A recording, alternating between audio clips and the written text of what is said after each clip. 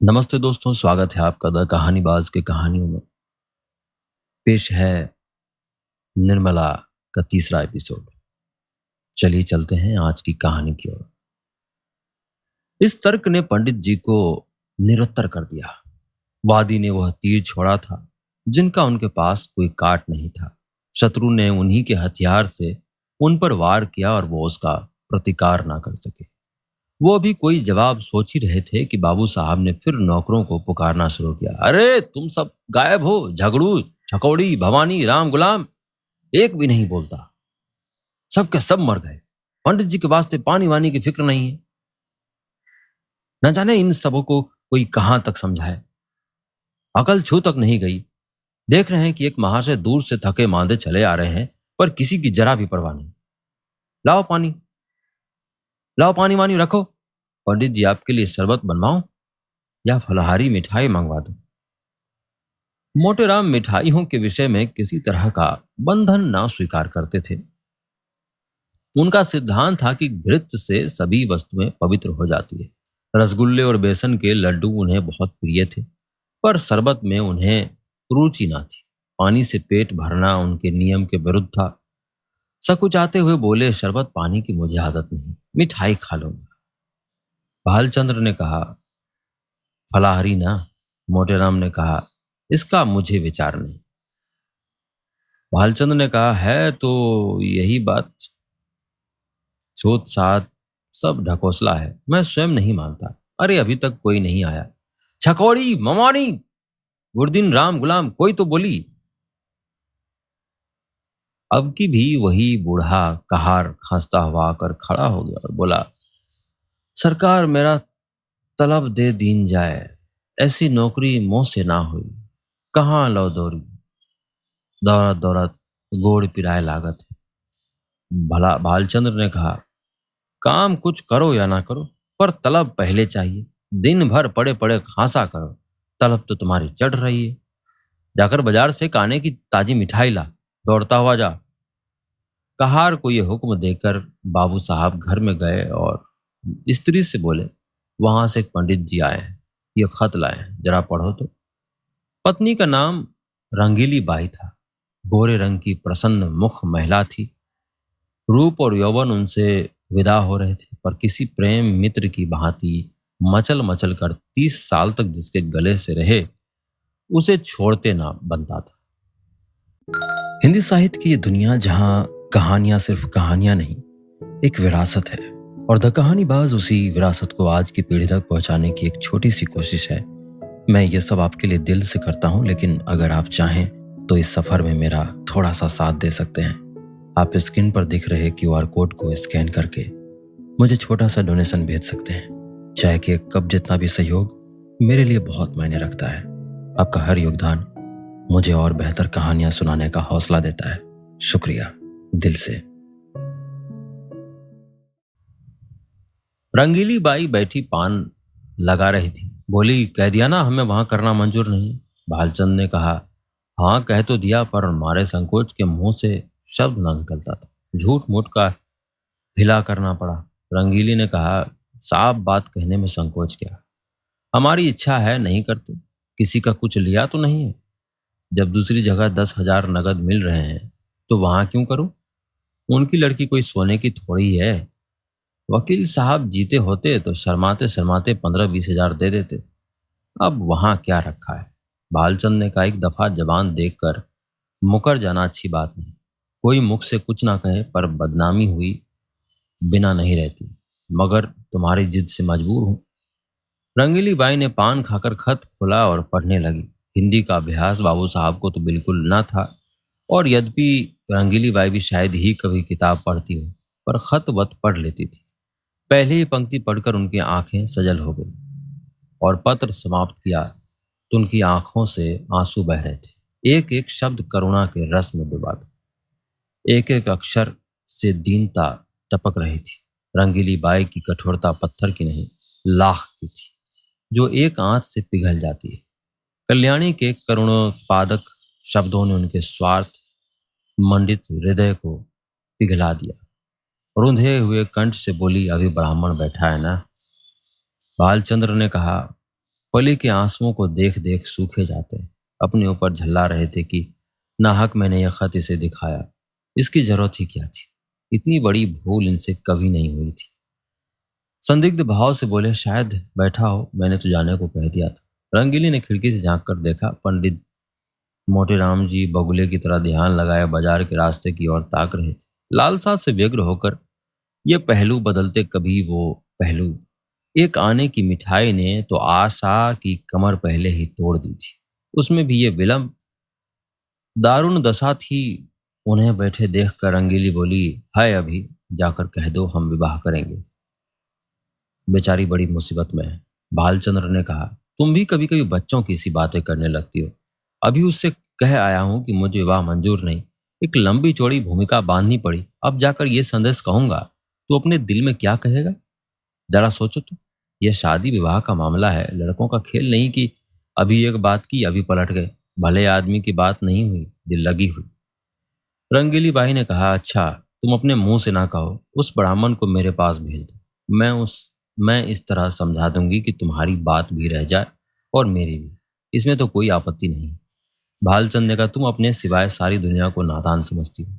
तुम कहो या मैं कहूं, बात तो एक ही है। जो बात तय हो गई, अब मैं उसे फिर नहीं उठाना चाहता। तुम ही तो बार बार कहती थी कि मैं वहां ना करूंगी। तुम्हारे ही कारण मुझे अपनी बात खोनी पड़ी। अब तुम फिर रंग बदलती हो। ये तो मेरी छाती पर मूंग दलना है। आखिर तुम्हें कुछ तो मेरे मान सम्मान का विचार करना चाहिए। रंगीली बाई ने कहा, तो मुझे क्या मालूम था कि विधवा की दशा इतनी हीन हो गई है। तुम्ही ने तो कहा था कि उसने पति की सारी संपत्ति छिपा रखी है और अपनी गरीबी का ढोंग रचकर काम निकालना चाहती है। तुमने जो कहा वो मैंने मान लिया। भलाई करके बुराई करने में जो लज्जा और संकोच है, बुराई करके भलाई करने में कोई संकोच नहीं। अगर तुम हाँ कराए होते और मैं नहीं करने की कहता तो तुम्हारे संकोच उचित होता। नहीं करने के बाद हाँ करने में तो अपना बड़प्पन है। भालचंद ने कहा, तुम्हें बड़प्पन मालूम होता हो, मुझे तो लुच्चापन ही मालूम होता है। फिर तुमने ये कैसे मान लिया कि मैंने वॉकलाइन के विषय में जो बात कही थी वो झूठी थी? क्या ये पत्र देखकर तुम जैसी खुद सरल हो वैसे ही दूसरों को भी सरल समझती हो? रंगीली बाई ने कहा, इस पत्र में बनावट नहीं मालूम होती। बनावट की बात दिल में चुभती नहीं, उसमें बनावट की गंध अवश्य रहती है। भालचंद्र ने कहा, बनावट की बात ऐसे चुभती है कि सच्ची बात उसके सामने बिल्कुल फीकी मालूम होती है। ये किस्से कहानियां लिखने वाले जिनकी किताबें पढ़ पढ़ कर तुम घंटों रोती हो, क्या सच्ची बातें लिखते हैं? सरासर झूठ का तुमार बांधते हैं। ये भी एक कला है। रंगीली ने कहा, क्यों जी, तुम मुझसे उड़ते हो, दाही से पेट छिपाते हो। मैं तुम्हारी बात मान जाती हूँ तो तुम समझते हो इसे चकमा दिया, मगर मैं तुम्हारी एक एक नस पहचानती हूँ। तुम अपना ऐब मेरे सिर मढ़कर खुद बेदाग बचना चाहते हो। बोलो, कुछ झूठ कहती हूँ? जब वकील साहब जीते थे तो तुमने सोचा था कि ठहराव की जरूरत ही क्या है। वो खुद ही जितना उचित समझेंगे देंगे, बल्कि बिना ठहराव के और भी ज्यादा मिलने की आशा होगी। अब वकील साहब का देहांत हो गया तो तरह तरह के हीले हवाले करने लगे। ये भलमनसी नहीं, छोटापन है। इसका इलाज भी तुम्हारे सिर है। मैं शादी विवाह के नगीच न जाऊंगी। तुम्हारी जैसी इच्छा हो करो। ढोंगी आदमियों से मुझे चिढ़ है। जो बात करो सफाई से करो, बुरा हो या अच्छा। हाथी के दांत दिखाने के और खिलाने के और वाली नीति पर चलना तुम्हें शोभा नहीं देता। बोलो, अब भी वहां शादी करते हो या नहीं? बालचंद्र ने कहा, जब मैं बेईमान, दगाबाज और झूठा ठहरा तो मुझसे पूछना ही क्या है? मगर खूब पहचानती हो आदमियों को। क्या कहना है तुम्हारे इस सूझबूझ की? बलैया ले लें? रंगीली ने कहा, वो बड़े हयादार, अब भी नहीं शर्माते। ईमान से कहो, मैंने बात तार ली कि नहीं? बालचंद्र ने कहा, हजी जाओ, वो दूसरी औरतें होती हैं जो मर्दों को पहचानती है। अब तक मैं यही समझता था कि औरतों की दृष्टि बड़ी सूक्ष्म होती है, पर आज ये विश्वास उठ गया और महात्माओं ने औरतों के विषय में जो तब की बातें कही हैं, उनको मानना पड़ा। रंगेली ने कहा, जरा आईने में अपनी सूरत तो देखाओ। तुम्हें मेरी कसम है, जरा देख तो, कितना झेपे हुए हो। भालचंद्र ने कहा, सच कहना, कितना पा हुआ हूं? रंगीली ने कहा, उतना ही जितना कोई भला मानस चोर चोरी खुल जाने पर झेपता है। बालचंद्र ने कहा, खैर, मैं झेपा ही सही, पर शादी वहां ना होगी। रंगीली ने कहा, मेरी बला से जहां चाहो करो, क्यों भुवन से एक बार क्यों नहीं पूछ लेते। भालचंद्र ने कहा, अच्छी बात है, उसी पर फैसला रहा। रंगीली ने कहा, जरा इशारा ना करना। भालचंद्र ने कहा, जी मैं तो उसकी तरफ ताकूंगा भी नहीं। संयोग से ठीक इसी वक्त भुवन मोहन भी वहां आ पहुंचा। ऐसे सुंदर सुडौल बलिष्ठ युवक कॉलेजों में बहुत कम देखने में आते हैं। बल्कि माँ को पड़ा था वो भी वही गोरा चिट्टा रंग, वही पतले पतले गुलाब की पत्ती कैसे होंठ, वही चौड़ा माथा, वही बड़ी बड़ी आंखें, डील डॉल बाप का सा था। ऊंचा coat, breeches tie, boot hat उस पर खूब खिल रहे थे। हाथ में एक स्टिक थी, चाल में जवानी का गुरूर था, आंखों में आत्मगौरव। रंगीली ने कहा, आज बड़ी देर लगाई तुमने। यह देखो, तुम्हारी ससुराल से यह खत आया है। तुम्हारी सास ने लिखा है, साफ साफ बतला दो, अभी सवेरा है, तुम्हें वहां शादी करना मंजूर है या नहीं। भुवन ने कहा, शादी करनी तो चाहिए अम्मा, पर मैं करूंगा नहीं। रंगीली ने कहा, क्यों। भुवन ने कहा, इसमें शर्म की कौन सी बात है, रुपये किसे काटते हैं, लाख रुपये तो लाख जन्म में भी ना जमा कर पाऊंगा। इस साल पास भी हो गया तो कम से कम 5 साल तक रुपये की सूरत नजर न आएगी। फिर 100-200 रुपये महीने कमाने लगूंगा। 500-600 तो पहुंचते पहुंचते उम्र के 3 भाग बीत जाएंगे, रुपये जमा करने की नौबत ना आएगी। दुनिया का कुछ मजा ना उठा सकूंगा। किसी धनी लड़की से शादी हो जाती तो चैन से कटती। मैं ज्यादा नहीं चाहता, बस 1 लाख नगद हो या फिर कोई जायदाद वाली बेवा मिले जिसकी एक ही लड़की हो। रंगीली ने कहा, चाहे औरत कैसी ही मिले। भुवन ने कहा, धन सारे ऐबों को छिपा देगा। मुझे वो गालियां भी सुनाए तो भी मैं चू ना करूं। दुधारू गाय की लात किसे बुरी मालूम होती है। बाबू साहब ने प्रशंसा सूचक भाव से कहा, हमें उन लोगों की साथ सहानुभूति है और दुख है कि ईश्वर ने उन्हें विपत्ति में डाला, लेकिन बुद्धि से काम लेकर ही कोई निश्चय करना चाहिए। हम कितने फटे हाल हो जाएं फिर भी अच्छी खासी बारात हो जाएगी। वहां भोजन का ठिकाना नहीं, सिवाय इसके कि लोग हंसे और कोई नतीजा ना निकलेगा। रंगीली देवी ने कहा, तुम बाप पुत एक ही थाली के चट्टे बट्टे हो, दोनों उस गरीब के ऊपर छुरी फेरना चाहते हो। भुवन ने कहा, जो गरीब है उसे गरीबों के यहाँ संबंध करना चाहिए, अपनी हैसियत से बढ़कर। रंगीली ने कहा, चुप भी रह, आया है वहां से हैसियत लेकर। तुम कहाँ के ऐसे धनासेठ हो, कोई आदमी द्वार पर आ जाए तो एक लोटे पानी की तरस जाए। बड़ी हैसियत वाले बने हो। यह कहकर रंगीली वहां से उठकर रसोई का प्रबंध करने चली गई। भुवन मोहन मुस्कुराता हुआ अपने कमरे में चला गया और बाबू साहब मूंछों पर ताव देते हुए बाहर आए कि मोटाराम को अंतिम निश्चय सुना दे, पर उनका कहीं पता न था।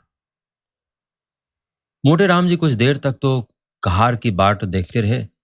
जब उसके आने में बहुत देर हुई तो उनसे बैठा ना गया। सोचा, यहाँ बैठे बैठे काम ना चलेगा, कुछ उद्योग करना चाहिए। भाग्य के भरोसे यहाँ अड़ी किए बैठे रहे तो भूखों भूखे मर जाएंगे। यहाँ तुम्हारी दाल नहीं गलने की।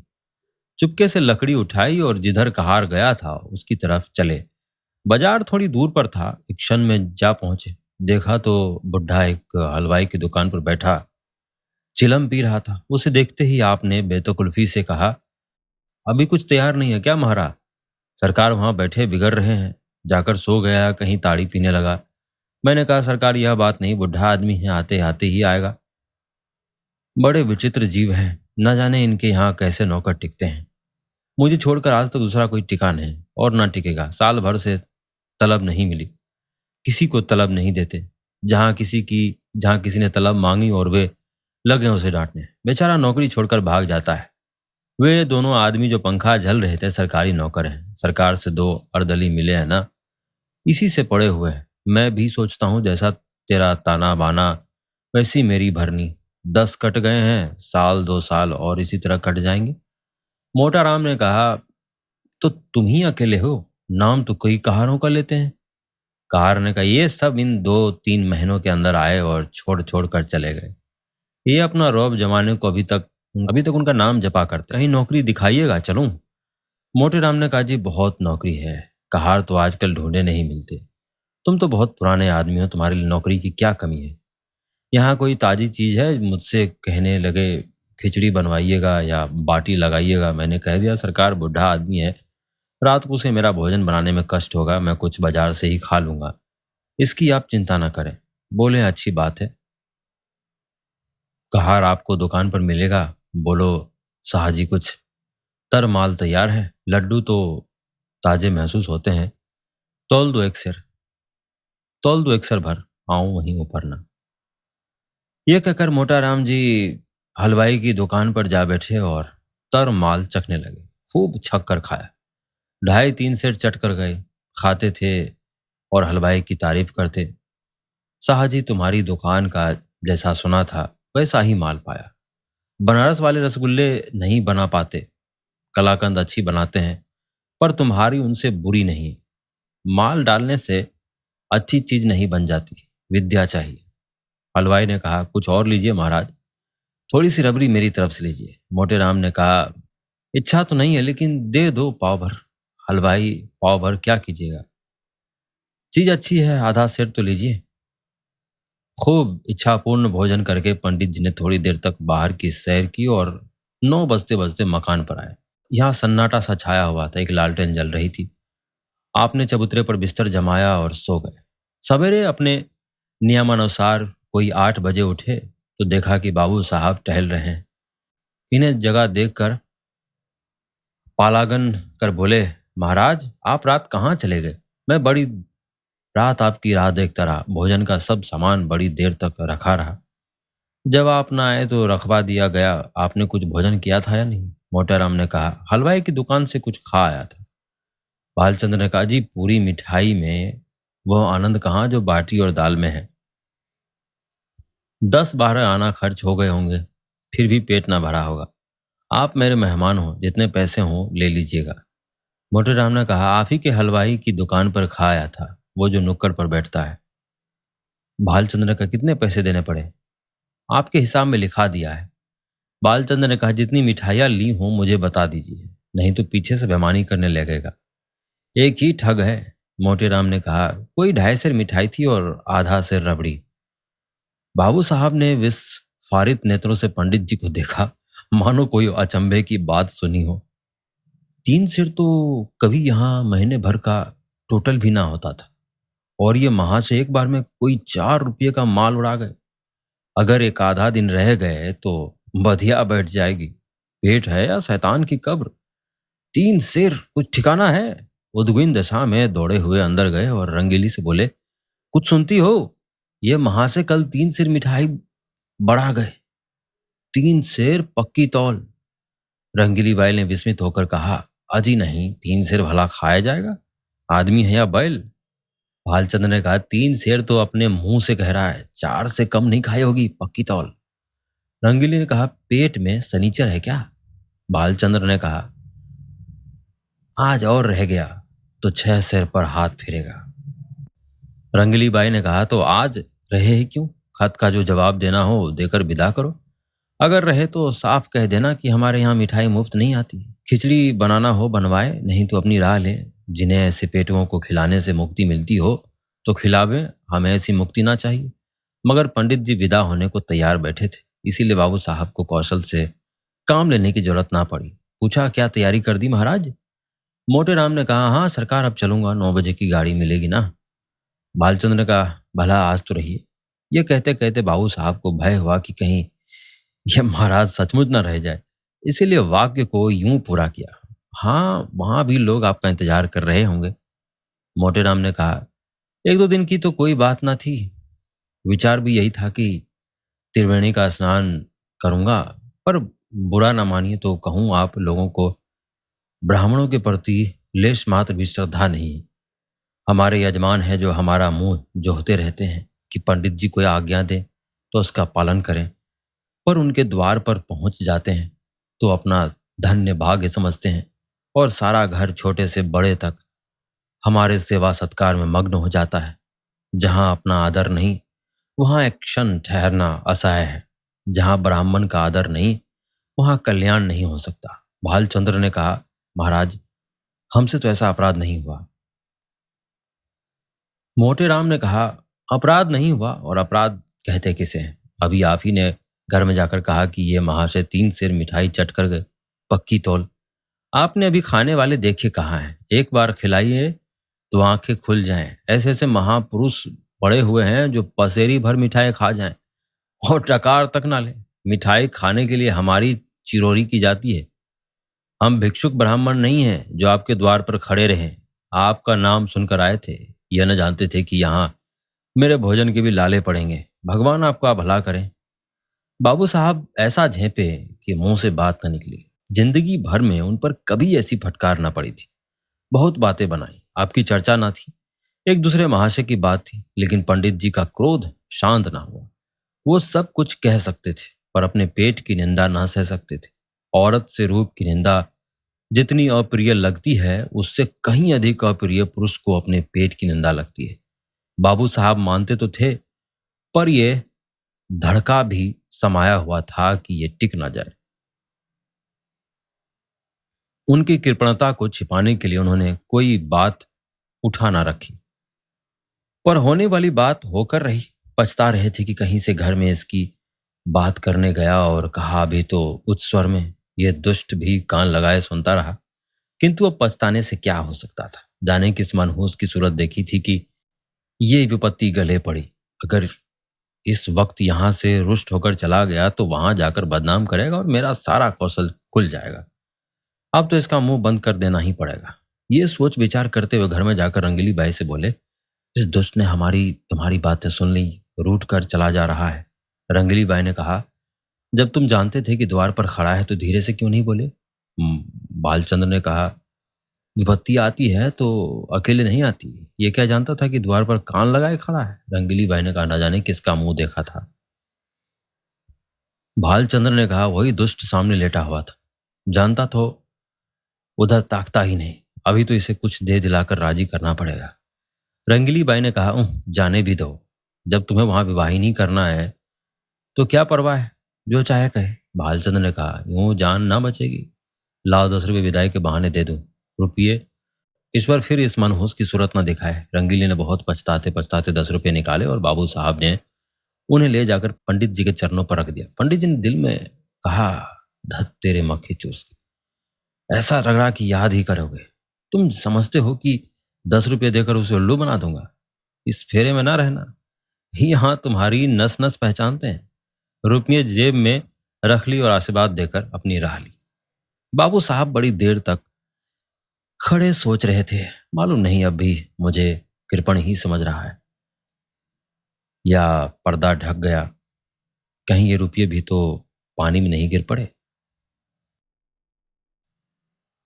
हमारी आज की कहानी में बस इतना ही। आशा हिंदी करता साहित्य हूँ की ये आपको दुनिया कहानी जहाँ पसंद आई होंगी। कहानियां सिर्फ कहानियां इसी नहीं, तरह बने रहिए हमारे एक साथ और विरासत है। सुनते रहिए द और द कहानीबाज। कहानीबाज उसी धन्यवाद। विरासत को आज की पीढ़ी तक पहुंचाने की एक छोटी सी कोशिश है।